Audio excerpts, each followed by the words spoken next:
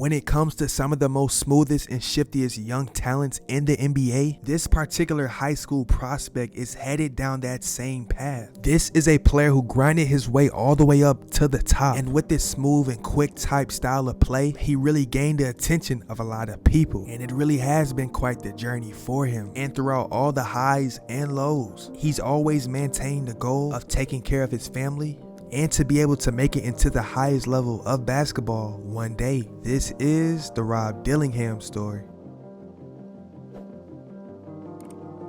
Born on January 4th, 2005, Robert Dillingham actually grew up in a small town of Hickory, North Carolina, a city with a population of 43,000 people. And even with the city not even making up of 1% of the entire state of North Carolina, he did not care if the likelihood of his name getting discovered was low. He just had it in him to go get it. And by the time he hit 6th grade, he really started to catch the attention and lit up every gym he played in. From his remarkable scoring performances to his crazy elite court vision that was just beyond his years. And by the 8th grade, Dillingham was already a known prospect around the nation of the class of 2023. But after he grew to 5'10", he really started to grow into his frame. In his freshman year of high school, he attended and played at Combine Academy in Lincoln, North Carolina. And around this time, he had already worked his way up and was definitely on the come up. Rob was a player who was simply a bucket getter, and not a lot of people could guard him. So much so that he even earned the nickname Baby Iverson.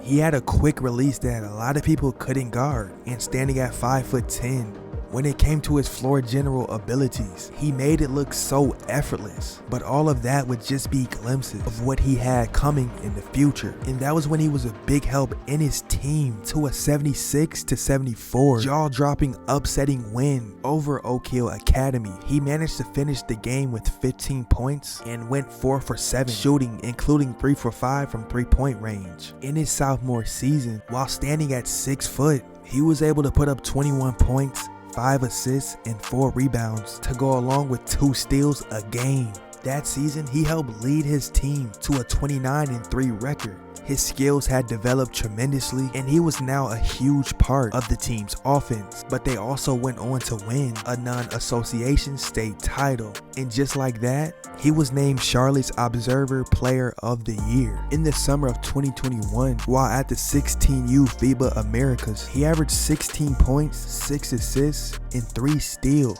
for USA Basketball, which earned him MVP honors. Now in the gold medal game against Argentina, he put up 31 points, 6 rebounds, and 4 assists. Every game you saw he just kept expanding his arsenal. He would team up with 5-star recruit and Auburn commit Aiden Holloway for Team CP3. This was the summer where his name really started to get the shine, as it just seemed as though that he had a special unique smoothness to his ball handling that just got him open every single time. He ended the 2021 summer solidifying himself as a top 20 recruit of the class of 2023. But for his junior year of high school, he made the decision to transfer into the Donda Academy, which at the time was a brand new, unaccredited Christian private school for pre-kindergarten through 12th grade, which was located in Simi Valley, California, which was put together by no other than Kanye West. This was a decision he did not take part in telling his dad, which caused a lot of controversy. According to Robert's father, at the time he had not heard from his son in 21 days. He even accused Kanye West of kidnapping his son and recruiting him without his permission, who was 16 at the time. Now despite that situation, on the court, his play continued to elevate.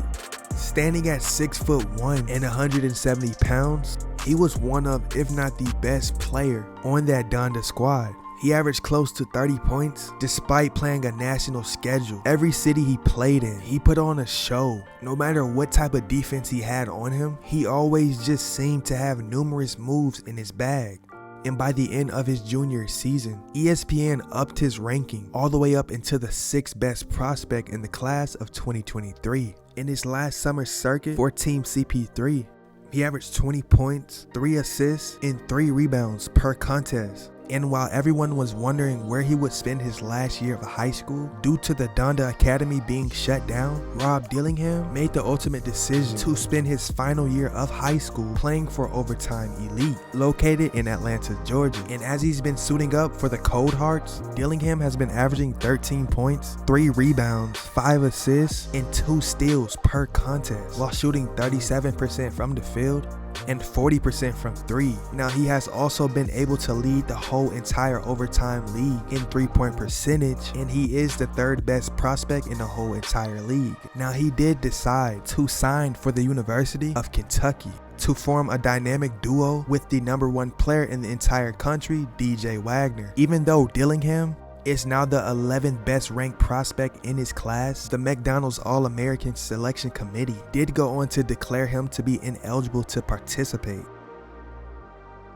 Rob Dillingham has always had a playstyle that has stood out, from his sneaky athleticism to his quick natural shot creation ability, which has made him stand out from the rest. Now it has been a bit of a process for him, but he's always had it in him to just keep going, which has allowed him to be a projected future 2024 NBA lottery pick. So I always want to learn something, because you can always learn something. Maturing in every way, because I've worked on everything, and it's just really a mindset thing. So maturing my mindset, I just feel like I'll be a solid player in the NBA in 5 or 6 years, but I know in the future, I want to be one of the greatest. And with that being said, ladies and gentlemen, this is the Rob Dillingham story.